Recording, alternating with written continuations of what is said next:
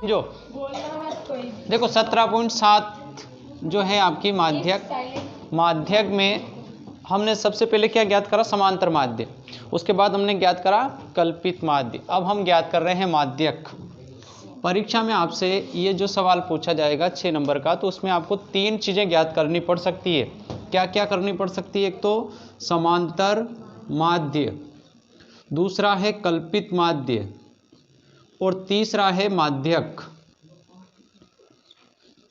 तीनों ज्ञात करनी पड़ सकती है, क्योंकि पहले क्या पूछता था वो, समांतर माध्य, माध्यक और बहुलक।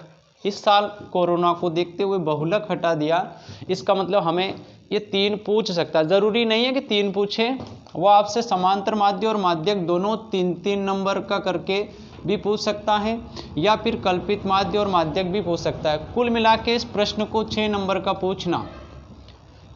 कई बार क्या होता है, इसको अलग अलग भाग में डिवाइड कर देता है। जैसे ये जो माध्यक है, हमने शुरू का एक छोटा सा सवाल करा, तो वो ए सेड में पूछ लिया 1 नंबर का, उधर बी सेड में 2 नंबर का पूछना, तो 2 नंबर का केवल समांतर माध्य पूछ लिया, तो ए सेड में एक सवाल हो गया, इसमें 2 नंबर का हो गया, और सी सेड है उसमें 3 नंबर का एक माध्यक पूछ लिया, कुल मिला के 6 नंबर।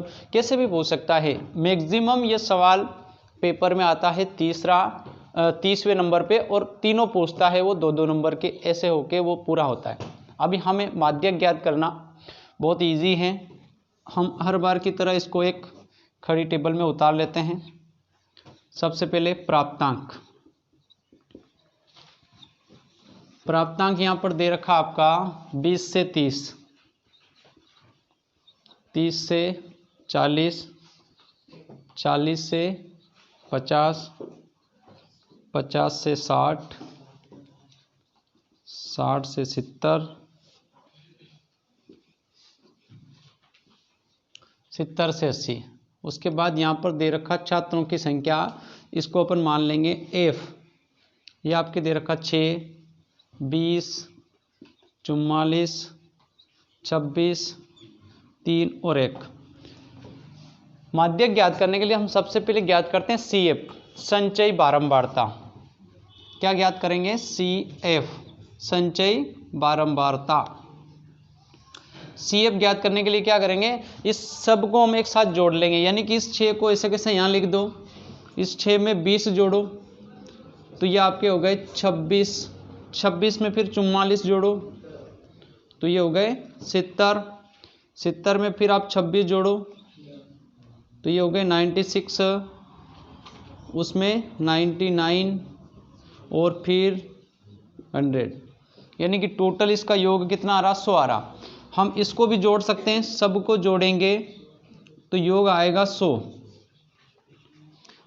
हमने एक बात कल समझी थी कि यदि ये सम संख्या है तो हमें सूत्र लगाना n/2 का, तो ये 100 जो है सम आया, 100/2 लगाओ और ये आया आपका 50। अब ये जो CF है इसमें आपको ये देखना कि 50 किसके अंदर में आ रहे हैं, तो देखो 26 में तो 50 नहीं है, 26 से बड़ा है, तो इस 70 के अंदर हमारे आ रहे 50, यानी कि 50 जो है वो इसके अंदर है, समाहित है। तो हम इसको लिख लेंगे, इसको ऐसे पूरी तरह से अपन ये कर सकते हैं बाउंडेड। अब आपको ये समझना है, इसमें इसके जस्ट ऊपर वाली जो संख्या है ये आपकी है C, इसके जस्ट सामने वाली संख्या है ये है आपकी F।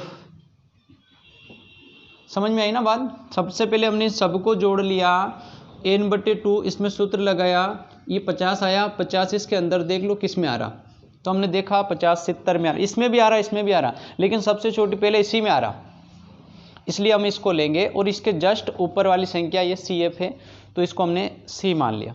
इसके जस्ट सामने वाली F है, इस टोटल का योग मत मानना, इसके जस्ट सामने वाली।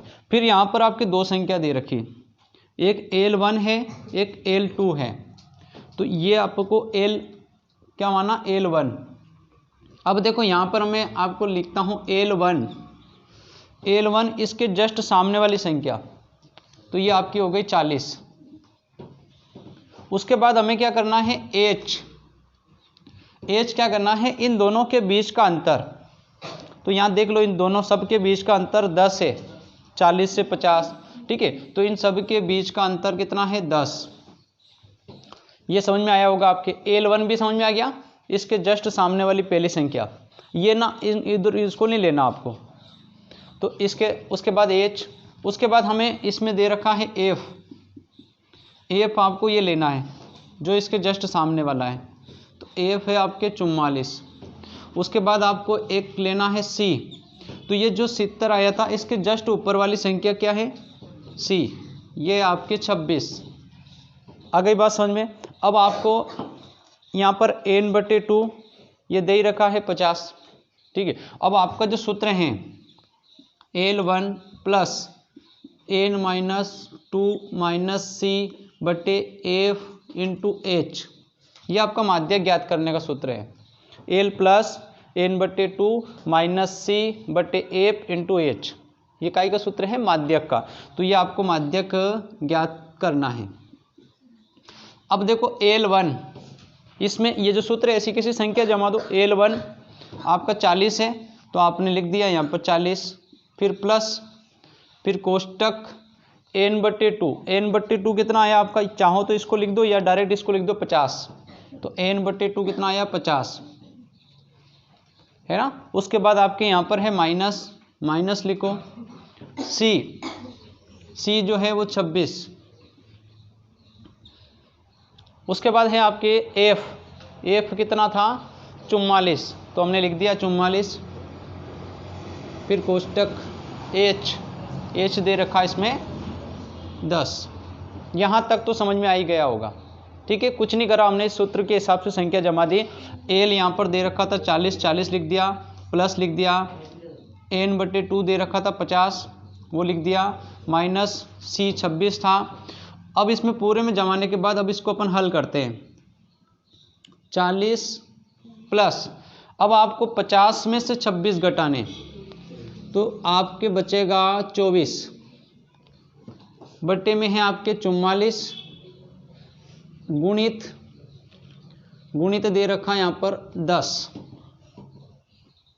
चाहो तो इसको काट लो, देखो ये कट जाएगा आपसे, 2 से कट जाएगा, 2 से इसको काट सकते, 2 एकम 2, 2 दूनी 4, इसको 2 से काटो, 2 दूनी 4, 2 दूनी 4।